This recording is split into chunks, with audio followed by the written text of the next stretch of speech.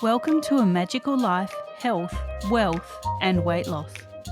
I'm your host, Magic Barclay, lead practitioner at Holistic Natural Health Australia and #1 best-selling author. In this podcast, I aim to give you practical tips on how to accelerate and sustain your health, increase your financial, spiritual and emotional wealth, and to look at something that haunts many of us needlessly, weight loss.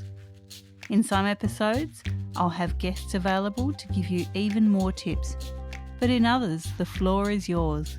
Drop us a line at A Magical Life Podcast on Facebook and let me know what you would like to know more about. Now, sit back and enjoy, because it is time for you to create and truly discover a magical life. Welcome back to A Magical Life. I'm your host, Magic Barclay, and today I want to talk about your relationship with you. Now, sometimes you can't do anything about the people around you. In fact, all you can do is react or change the environment, step away from people or go towards people. We've talked about this in previous episodes. But the one relationship that you can't escape is the relationship with yourself.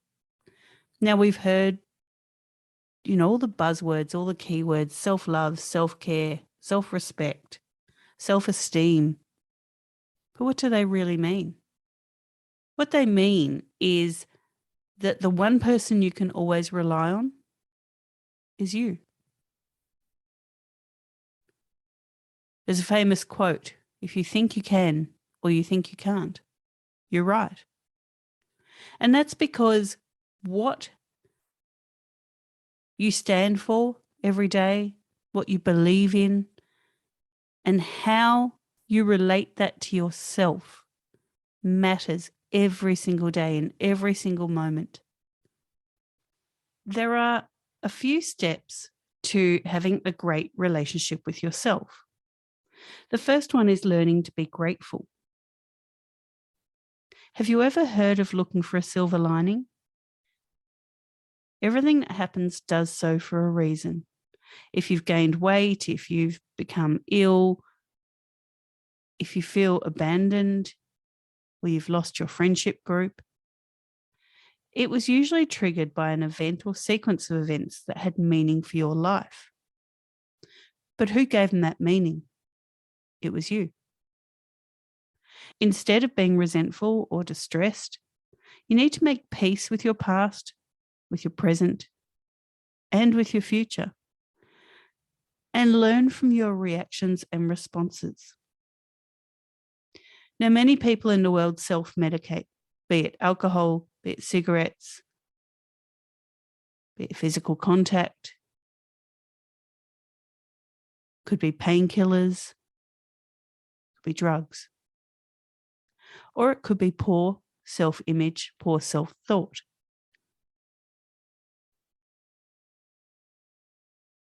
Self-medicating is not the answer in any form.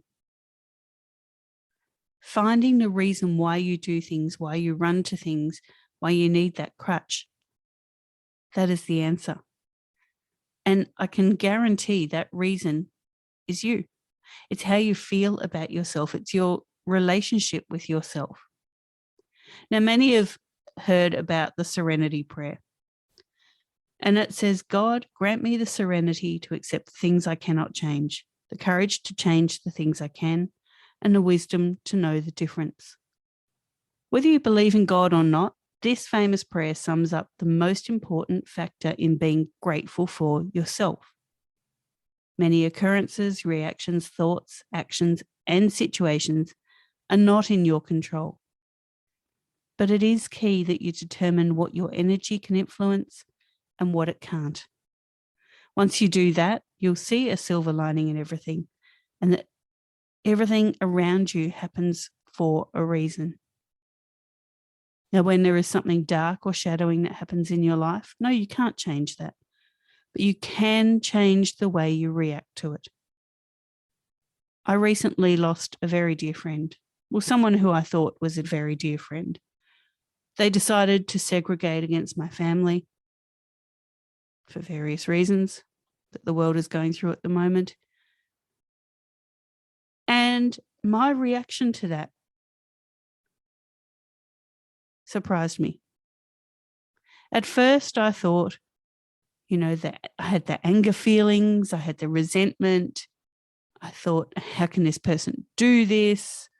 They must be a horrible person, and I never saw it. And I started to feel bad about myself. How could I allow this person to dupe me? How could I allow them to dupe my family, hurt my children? But then I took a step back and I looked at my relationship with myself. I allowed that person into our lives. I respected them for all their knowledge and information. And I felt like I was a better person around them. Not because they lifted me up, but because I always felt compelled to help them.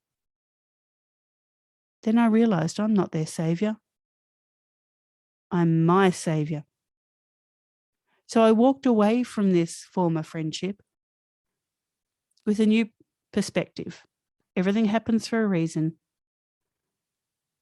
I can't change them. I can't change their response to life.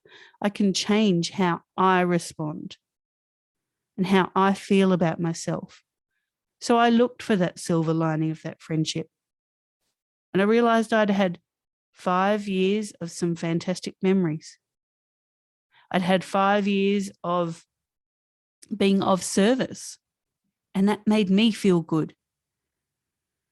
This person won't change how they think, how they feel, and that's got nothing to do with me. It's how I react to them. I still think about this person who lives quite close to me, and I think every now and then, I get angry and I think, wow, they've shut us out.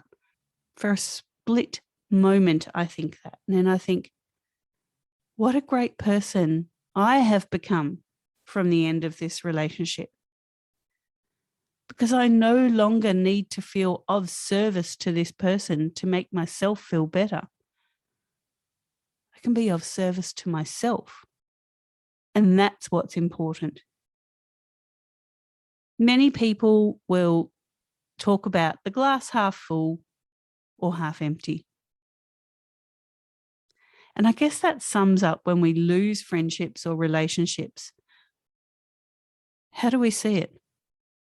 Is the glass now half full so that we can invite new, exciting, uplifting people into our lives? Or is it half empty that we've lost these people? And what is your relationship to you going to do? Is it going to let more water disappear from the glass?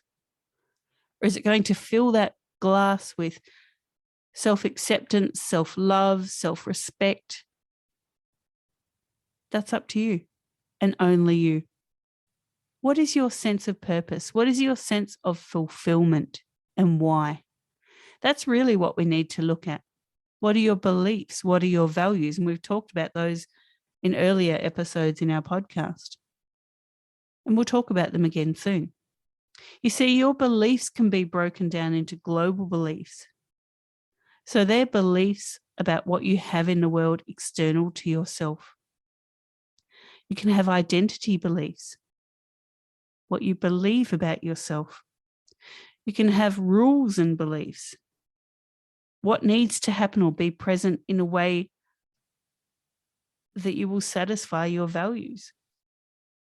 You can have situation-specific beliefs. This is, what do you believe to be true about situations? And what do you believe you can do to avoid some situations? So when you have a purpose and you're true to your values, your beliefs are formed. When your beliefs are formed, you create intentions. Now, an intention is what you aim to do, to be, say, feel, think, and act on, and experience. Your intention can often redesign best laid plans that you might have. If you're not truly present within yourself, you'll be more involved in what's going on around you, and your intentions will change. You might not even notice it.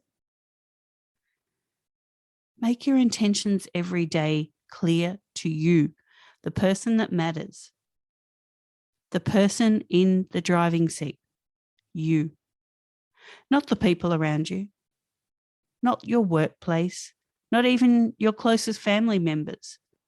Don't allow your life to be influenced by everybody else, because your relationship to yourself is the relationship that matters.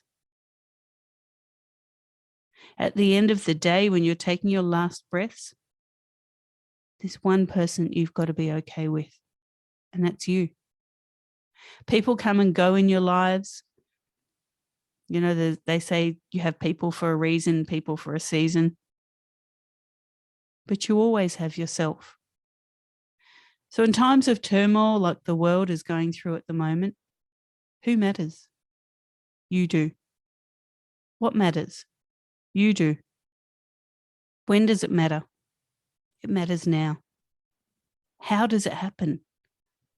Well, it happens by your thoughts, by your relationship with yourself. Why does it happen? Because your body wants you to survive. Your mind wants you to survive. Living things were not created so that they could be unhappy. It's so they could survive. Everything comes down to survival. And if you have a very bad relationship with yourself, or a relationship with yourself that is determined by what others feel, think, do, say, act, then that's a very dismal way of life. Sounds depressing, and I don't mean to bring you down, but I really want you to understand that there is one relationship that matters, and that is your relationship with yourself. I'm seeing lots of people that are unhappy around the world, and I get it. This is a very stressful time to be alive, but it's how you respond to it that matters. Because even in the darkest days, you can still find joy, because you have you. You're never alone. You will always have yourself. Make that relationship a good one. Make it a great one, in fact. Just remember, if you think you can or you think you can't, you're right. So if you think you can have a fantastic relationship with the one person in the world that matters, yes, you can. I hope that helps. I hope that gives you some insight on how important what we do, what we say, how we act about ourselves, to ourselves, really does matter. And our self-talk really does matter. Of course, the practitioners at Holistic Natural Health can help you. If you're feeling like you don't have a good relationship with yourself, get in contact. The team can definitely help you through some coaching, through many of our programs, because we're there for you. We're there to support you. We're your support crew so that you can have a great relationship with yourself. Coming up in episode 88, we're talking about how to help animals in need. That's a very specific topic, but I think it's important to understand that we are not the only organisms on Earth. So if you're an animal lover, or you're just curious how to help an animal when you see them in need, definitely tune into that one. Listeners, go forth and create your magical life. Thanks for listening today. Please subscribe to hear future episodes, leave a review, and share this podcast. You can follow us on Facebook at A Magical Life Podcast or at Holistic Natural Health Australia. That's holistic with a W. You can find us on Instagram at Holistic Natural Health or at www.holisticnaturalhealth.com.au. That's where you'll access all sorts of articles, freebies, and more.